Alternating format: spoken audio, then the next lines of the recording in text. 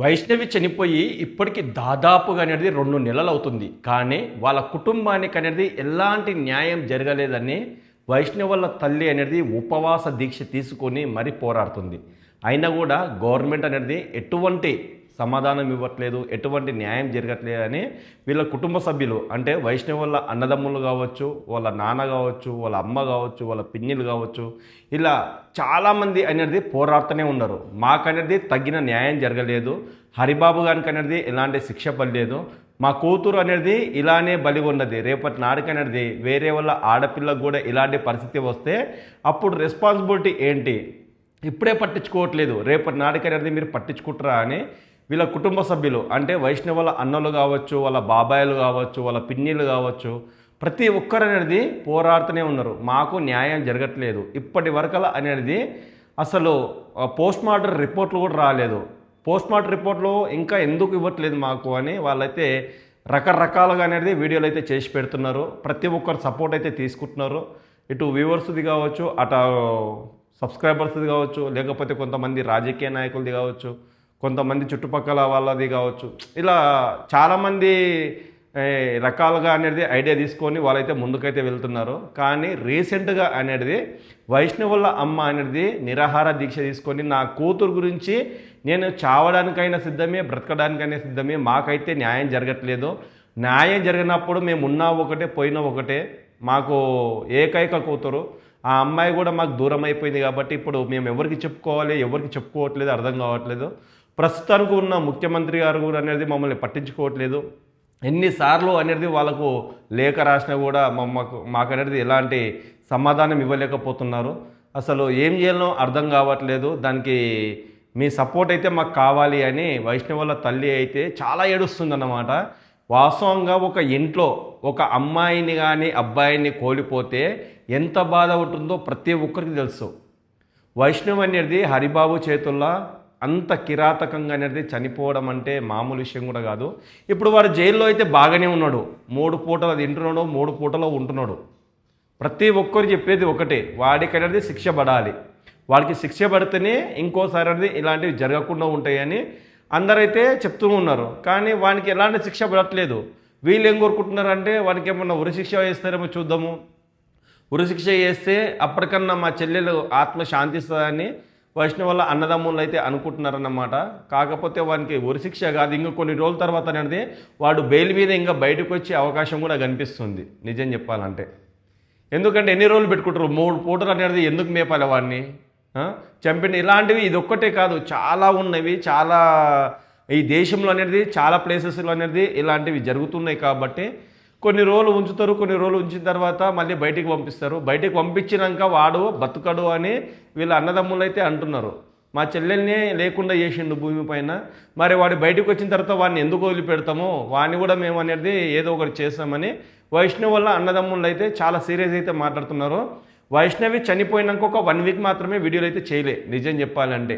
ఆ తర్వాత అనేది వీళ్ళు రెగ్యులర్గా అయితే అప్డేట్ ఇస్తూనే ఉన్నారు. ఇక్కడ ఇట్లా జరుగుతుంది, అక్కడ అట్లా జరుగుతుంది, మాకు న్యాయం జరగట్లేదు, ఎంతమంది దగ్గర తిరిగినా కూడా సరే చేద్దాము, న్యాయం జరిగేటట్లు చూద్దాము అని అంటున్నారు. కానీ ఎటువంటి న్యాయం అయితే జరగట్లేదు. దయచేసి మాకు న్యాయం జరిగే వరకు మీ సపోర్ట్ అయితే కావాలని ప్రతి ఒక్కరికైతే వీళ్ళు అప్డేట్ ఇస్తూనే ఉన్నారన్నమాట. ఏ ప్లేస్కి తిరుగుతున్నారు, ఎవరెవరిని అనేది వీళ్ళని కలుస్తున్నారు, న్యాయం గురించి ఎలాంటి పోరాటం చేస్తున్నారు అనేది ప్రతి ఒక్కరికి అనేది తెలిసిన విషయమే. కానీ వాళ్ళ తల్లి ఆవేదన చూస్తుంటే మాత్రము ఎలా అయిపోయిందంటే ఒక పిచ్చిదానిలాగా అయిపోయింది. నిజం చెప్పాలంటే ఒక పిచ్చిదానిలాగా అయిపోయింది. కూతురును కోల్పోయి ఒక్కగానొక్క కూతురు, 13 మంది అన్నదమ్ముళ్ళు, 13 మంది అన్నలకు అనేది ఈమెనే రాఖీ కట్టేది. అలాంటి చెల్లిని కోల్పోయిన తర్వాత ఆ కుటుంబం అనేది ఎంతగా ఇదైపోయిందంటే, ఎంత శోక సముద్రంలో మునిగిపోయిందో ఆలోచించండి. అలాంటిది మన ఫ్యామిలీలో జరిగితే పరిస్థితి ఏ విధంగా ఉంటుండే, చాలా దారుణంగా ఉంటుండే. వీళ్ళు పోరాటానికి మాత్రము ఎవ్వరు కూడా ఇంకా సమాధానం ఇవ్వట్లేదు, తగిన న్యాయం చేయట్లేదు అని వీళ్ళైతే ఇంకా వీడియోలు చేస్తూనే ఉన్నారు. వ్యూవర్స్కు చెప్పాలి, ప్రజలకు తెలియాలి, మా పరిస్థితి ఇంకా అనేది దీన స్థితిలోకి వెళ్తుంది అని వీళ్ళైతే వీడియోలు అయితే చేసి పెడుతున్నారు. వీళ్ళు 13 మందికి అనేది 13 ఛానళ్ళు ఉన్నవి. 13 మందికి అనేది కొంతమందికి అనేది పెళ్ళైంది, వాళ్ళకు కూడా ఛానళ్ళు ఉన్నవి. వైష్ణవ్ వాళ్ళ పిన్నికి కూడా అనేది అంటే వాళ్ళ పిన్నిలు కూడా ఛానల్స్ ఉన్నాయి. ఇన్ని ఛానల్స్ అనేది వీళ్ళు వీడియోలు పెడుతూనే ఉన్నారు. దాదాపుగా 13 నుంచి ఒక 14 ఛానళ్ళే ఉన్నాయి వీళ్ళ యూట్యూబ్ ఛానల్స్. ప్రతి ఒక్క దాంట్లో అనేది వీడియోలు పెడుతూనే ఉన్నారు. మాకు న్యాయం జరగాలి, మాకు న్యాయం జరగాలి, మాకు న్యాయం జరగాలి. ఎవ్వరు కూడా అనేది మమ్మల్ని పట్టించుకోవట్లేదు, ఎందుకు ఇంతగా ఇది చేస్తున్నారు, హరిబాబు గారు అనేది ఇంకా ఎందుకు అనేది ఉంచారు, వానికి తగిన శిక్ష పడాలి అని తల్లిదండ్రులు కావచ్చు ప్రతి ఒక్కరు అనేది చాలామంది సబ్స్క్రైబర్స్ కింద కామెంట్ చేస్తుంటే అసలు ఆశ్చర్యపడుతున్నాము. ఏంట్రా ఇంకా న్యాయం జరగట్లేదు ఏంద్రా బాబు అని. కానీ వీళ్ళ అన్నదమ్ముడు అనేది ఇంకొక వీడియో కూడా పెట్టారన్నమాట. ఆ వీడియోలో చాలా షాకింగ్ విషయాలు అయితే వెలుగులోకి వచ్చాయి. ఆ విషయం అనేది మనం నెక్స్ట్ వీడియోలో అయితే మాట్లాడుకుందాము. ఆ వీడియో కూడా చాలా ఇంట్రెస్ట్గా ఉంటుంది. కానీ వీళ్ళకు తగిన న్యాయం జరగాలబ్బా. అభం శుభం తెలియని వయసులో ప్రేమించి పెళ్లి చేసుకున్నారు అని అంటున్నారు. కానీ ప్రేమించి పెళ్లి చేసుకున్న పెళ్లి కాదు, ఒప్పించి పెళ్లి చేసిన పెళ్లి. ఇటు అన్నదమ్ములు కావచ్చు, వైష్ణవి వాళ్ళ తల్లి కావచ్చు, ప్రతి ఒక్కరు అనేది ఆ అమ్మాయిని కన్విన్స్ చేసి హరిబాబు గారికి అనేది అంటగట్టారు. ఈ అమ్మాయి చెప్తూనే ఉంది, నాకు ఇప్పుడు పెళ్ళి వద్దు, ఇంత చిన్న వయసులో పెళ్లి చేసుకొని ఏం చేయాలి, ఇంకొక 2 సంవత్సరాలు ఆగుతాను, 2 సంవత్సరాలు ఆగితే నాకంటూ కొద్దిగా ఒక అంటే ఆలోచించుకునే విధానం ఉంటుంది, ఏదైనా చేయాలన్నా కూడా నాకు కూడా ఒక శక్తి ఉంటుంది, ఒక 2 ఇయర్స్ అనేది ఆగండి, ఇప్పుడు నాకు పెళ్ళి అనేది ఏం తొందర లేదని ఆ అమ్మాయి 18 సంవత్సరాలు పడకముందే చెప్పింది. అయినా వీళ్ళు వినలేదు. అరే అబ్బాయి బాగున్నాడు, వాడు అనేది హాస్పిటల్లో గవర్నమెంట్ ఎంప్లాయీ అని అంటున్నారు. కానీ నాకు తెలిసి ఇప్పుడు గవర్నమెంట్ ఎంప్లాయీయా లేకపోతే ప్రైవేట్ ఎంప్లాయో అర్థం కాలేకపోతుంది ఇప్పటికే. చుట్టుపక్కల వాళ్ళ ఊర్లో ఎవరైతే కొండపూర్ అనే విలేజ్ ఉందో, కొండపూర్ విలేజ్లో కూడా అంటే వాళ్ళ ఊరికి సంబంధించి కొండపూర్ హైదరాబాద్ అనుకున్నారు కదా, మళ్ళీ కొండపూర్ విలేజ్లో కూడా ప్రతి ఒక్కరిని అడిగితే కూడా అరే హరిబాబు గారు చాలా మంచోడు, ఎవరి దగ్గరకు పోడు, వాడి పని ఏదో వాడు చేసుకుంటాడు, అసలు వాడికి గొడవలంటే కూడా నచ్చవు, ఇలా చేసిండు అంటే సమ్ రీజన్ ఉండొచ్చేమో, ఫ్యామిలీలో ఏం జరుగుతుందో ఏమో మాకేం తెలుసు, ఏదన్నా రీజన్ ఉండడం వల్లనే ఇలా చేసిందేమో, కాకపోతే వాడు కేవలం పని పని పని పని పని మీదే ధ్యాస తప్ప మిగతా అనేది ఎవరి దగ్గర మాట్లాడాడు, ఎవరి దగ్గర పోడు అని అంటున్నారు. కొంతమంది కూడా ఏంది నల్లికుంట్లోడు అని అంటున్నారు. అంటే ఎవరి దగ్గర పోకపోతే పల్లెటూరు భాషలో గదే మాట్లాడతారు కదా, నల్లికుంట్లోడా అని అంటున్నారు. కానీ ఆ నల్లికుంట్లోడే ఒక అమ్మాయి ప్రాణం తీసిండు అంటే అది నమ్మశక్యం కావట్లేదు. వాళ్ళు ఎంత అన్యూనంగా హరిబాబు గారు కావచ్చు లేకపోతే వైష్ణవి కావచ్చు ఎంత అన్యూనంగా వీడియోలు తీసిరు అంటే అసలు అబ్బా అబ్బాయి అమ్మాయి ఇంత హ్యాపీగా ఉంటే చాలరా బాబు అన్నట్టుగా మంచిగా వీడియోలు అయితే తీసిర్రు. కానీ ప్రజెంట్ అనేది ఇంకా అమ్మాయి అయితే లోకాన్ని విడిచిపెట్టి అయితే పోయింది. హరిబాబు గారి గురించి అయితే కొన్ని షాకింగ్ విషయాలు అయితే కూడా బయటపడ్డాయి, అది అందరికీ తెలిసిన విషయమే.